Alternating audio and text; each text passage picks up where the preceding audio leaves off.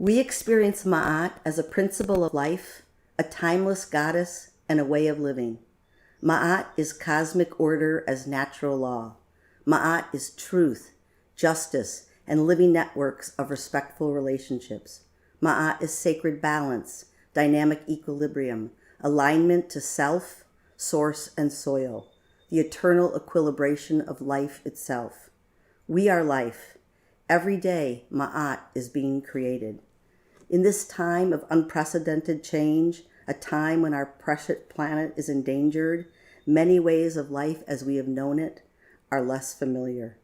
We see old ways dying and new ways emerging.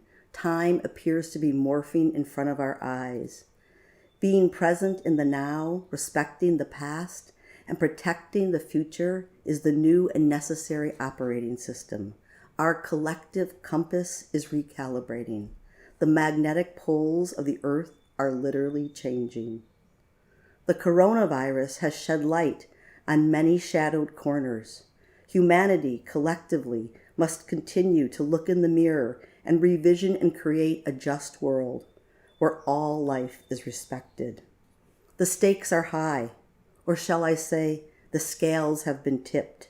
In this and every moment, our individual and collective thoughts and actions are shaping the future into being. The duality of the binary seems to be ever widening, and yet the potency of our creative forces choosing life is palpable. Life and death of human beings and the planet itself are at a heightened focus, as they need to be. Questions have many answers, and truth appears obscured and severe. We understand that separation from self, other, planet is not real and has not been real. This has created layers and layers of horrific problems. We know that it is time to embrace the necessary systemic change, creating a sacred web of life. We are all Gaia. Something good for you and not for another does not work.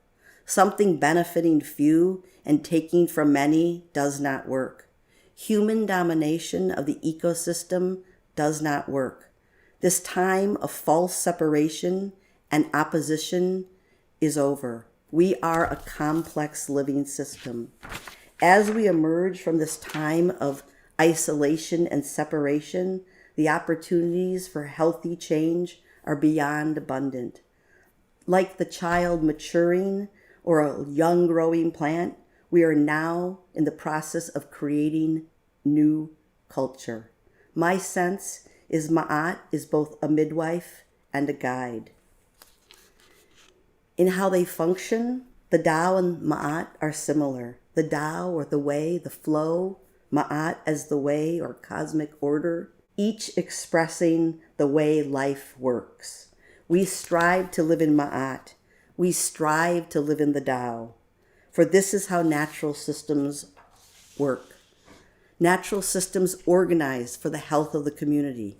The dog-eat-dog, survival of the fittest story is a dominative worldview.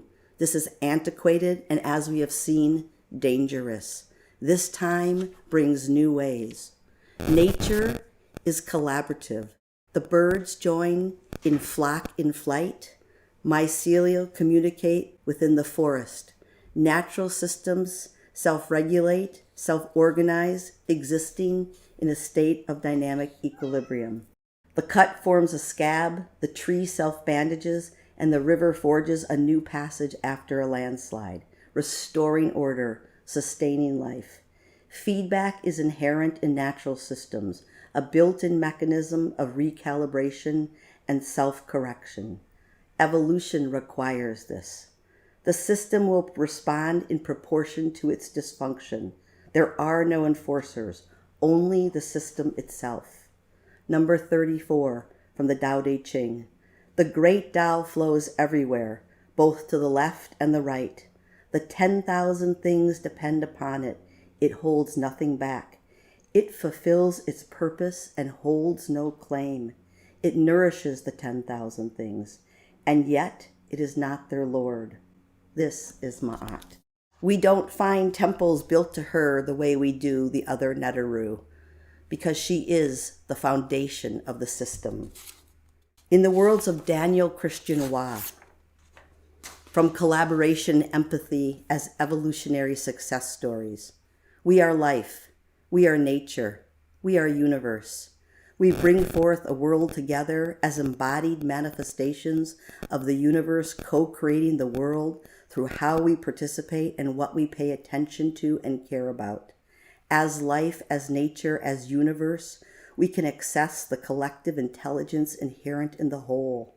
Collectively, we have to choose to cooperate with each other and with the community of life to nurture regenerative systems locally, regionally, and globally.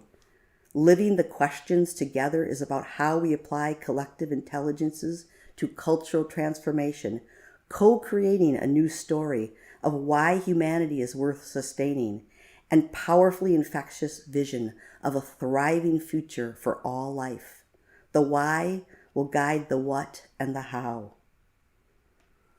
A new way of living respectfully with all our relations. Aho Mitakuye from the Lakota people, with all our relation, plant, animal, human, ancestral, planetary, non-human, those we don't see eye to eye with, that which we do not understand.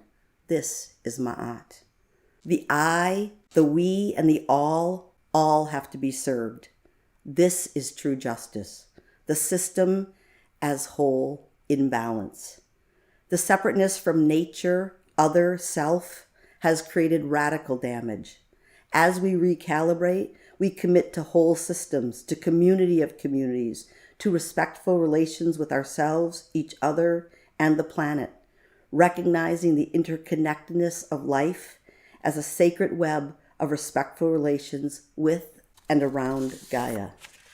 So how do we do this? In what way do we walk with Ma'at each day? How do we create, become, and be the living networks of healthy, respectful relationships? And what are the tools we have available to us to do so? How do we walk in the world? What do we pay attention to? Murder movies? Mass market news drama? Justice? Art? Poetry? How do we care for ourselves? Are we in rhythm? Do we drink water? Do we move our bodies and nourish our bodies? Do we give more than we have to share with others? Or do we take more than we need? How do we spend our money? Big pharma? Pesticides? If we have money to invest, do we know where it's being invested? Military contracts or solar energy? Mushroom futures or poisons? And how do we earn our money? Is there any collateral damage to ourself for the 50 hours a week we may work at a job we don't like? For the planet because we may write war code or source precious metals? To your family and friends who you may not be available to as you're stressed and tired, so you show up irritable and detached. What's the true cost? What we put in our soil, our bodies, our land, petroleum-based lotion, animal-tested shampoo, pesticides, bad fats, or foods grown with respect. How do we treat other people? Do we listen? Are we kind? Are we patient? Are we generous? Do we encourage or condemn? Do we observe or assume?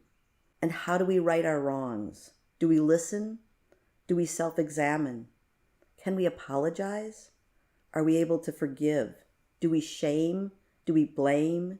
Do we clean up our messes? Or through honest exploration, hold ourselves and others accountable for any injustice and speak our truth and co-create to find new ways of being? Ma'at requires we walk in integrity. Curious, we may ask, are our actions in Ma'at?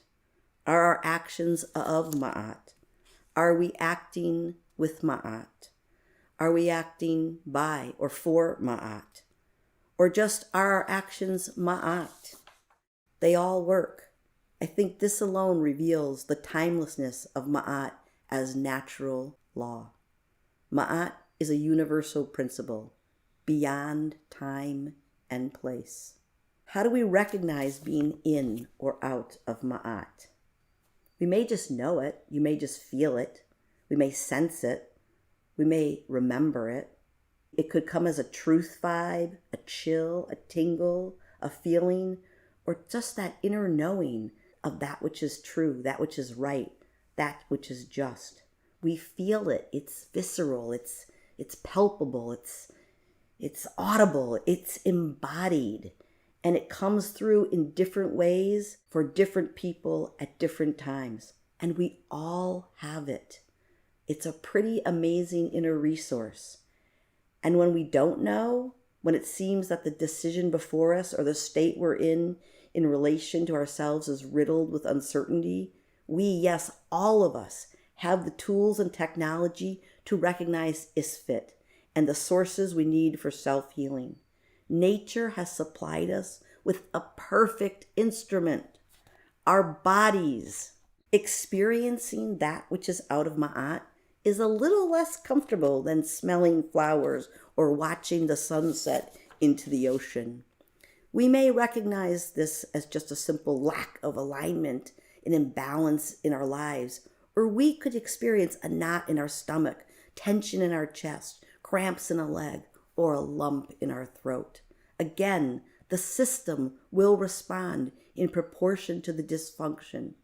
We have the ability to sense imbalance within the entirety of the natural world.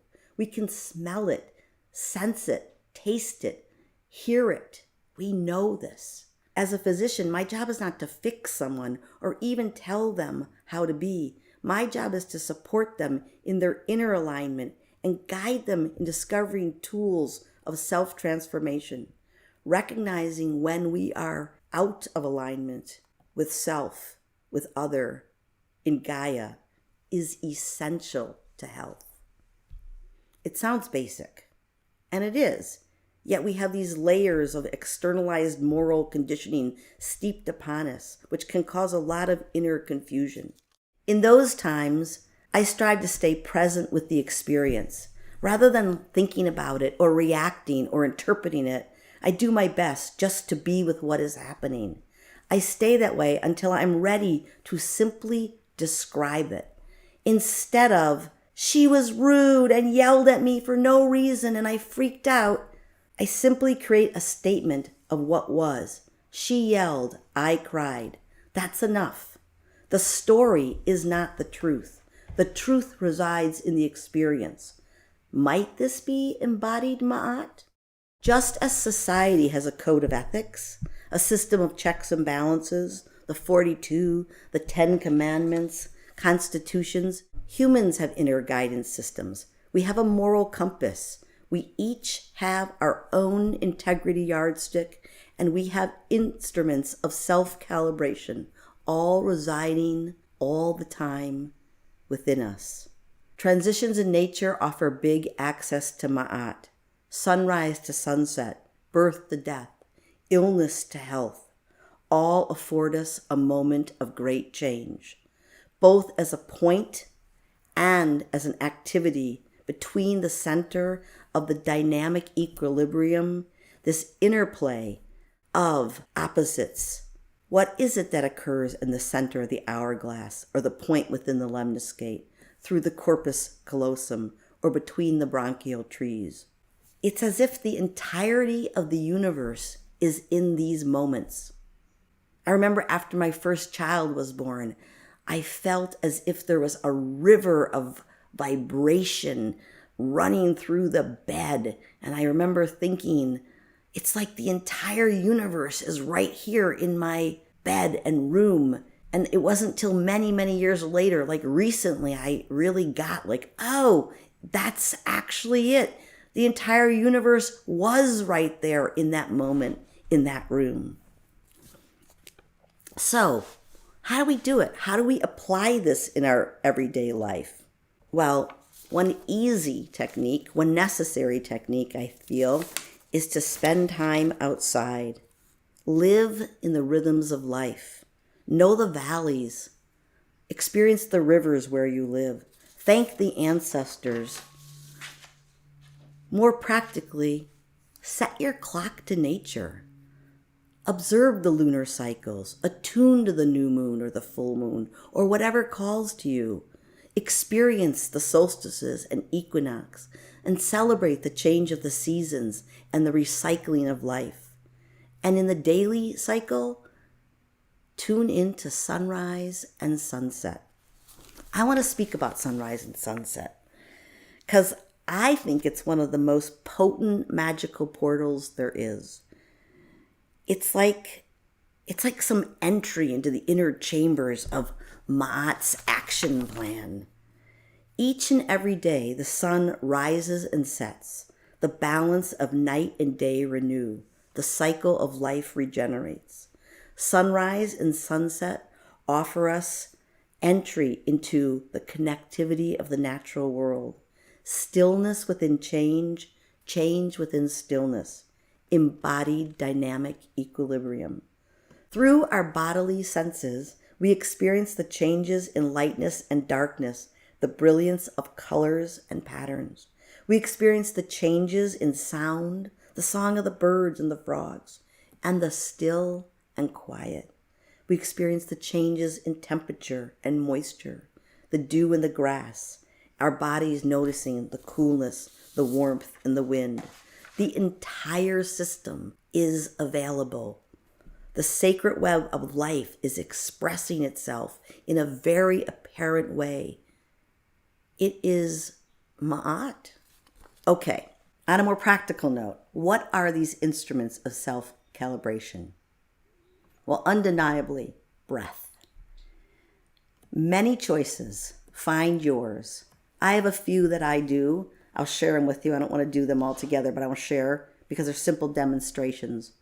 So the technique I use the most is a breath and stepping back technique. It's very simple. You're in a situation you feel out of alignment. Deep breath into your center. What that may be for you might be different than what that is for someone else, but into your center, and then a simple step back. That allows you to reframe and, with that broader lens, see things differently. The other breath that I use a lot for me is the 4x4x4. It's probably my Saturn Sun conjunct in the 8th house showing, but it's a simple inhale, 2, 3, 4, stillness, 2, 3, 4, exhale, 2, 3, 4, still, 2, 3, 4, and again in that cycle. It's very calming. So there's a lot of techniques, and each of us really does need to find their own, but I encourage all my patients to have a breath technique that they go to when they feel out of sorts. Balance is another interesting one, and it's really just standing on your legs, on your feet, I guess, not on your legs, and just putting your arms out and just finding that balance in the universe and on the ground, right? And just playing with that equilibrium. Very powerful technique.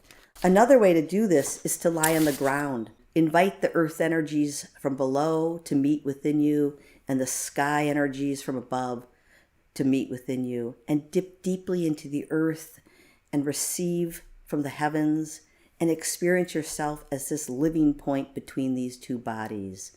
It's a little bit akin to floating on your back in the water. Very, very attuning. Shaking, another profound way to realign.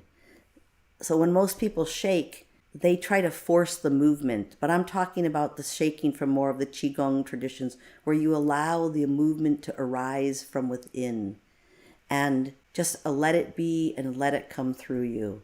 And then singing, chanting, praying, making love, crying, laughing, moaning, howling. All these are ways that we recalibrate. I invite you to cultivate a few. They bring us into alignment. These medicines reside within you, and they're free, as the currency in natural system is of shared resources. So what about other recalibration tools? Let's say those that reside outside of ourselves. A mirror. Now this is tricky. I consider mirrors kind of intense work. But it's powerful work, and it can sometimes really zap you, if you will, kind of back into a almost feels like instantaneous alignment, remembering, of course, that it is the shadow or the reverse, so it can also zap you into a kind of instantaneous, I don't know if I want to say insanity, but difficulty. So it's a potent tool, and I think it's worth exploring. A candle is a little bit more tame, just to simply light a candle and deeply gaze into the light. That is another very basic tool of realignment. Other traditions I know will sniff the wax, beeswax only, and that brings a lot of balance as well. And then, of course, divination tools, ritual, art, music. But this group, we already know that. So let's return now to the why. The why will guide the what and the how. It is our imperative to create, care for, reside in, and sustain this living network of respectful relationships in life at this time now. I want to read from Joanna Macy and Chris Johnstone. This world in which we are born and take our being is alive. It is not our supply house or sewer. It is our larger body, the intelligence that evolved us from stardust and interconnects us with all beings is sufficient for healing our earth community, if we but align with that purpose. Our true nature is far more ancient and encompassing than the separate self defined by habit and society. We are as intrinsic to our living worlds as rivers and trees, woven of the same intricate flows of matter, energy, and mind. Through time and space and place, Mott affirms cosmic order as natural law. Through a web of regenerative, interconnected activities, life continues to beget life. I am life. You are life. We are life. I am truth. You are truth. We are truth. I am the universe. You are the universe. We are the universe. I am nature. You are nature. We are nature. Blessed Mott, in perfect trust and perfect love, we thank you.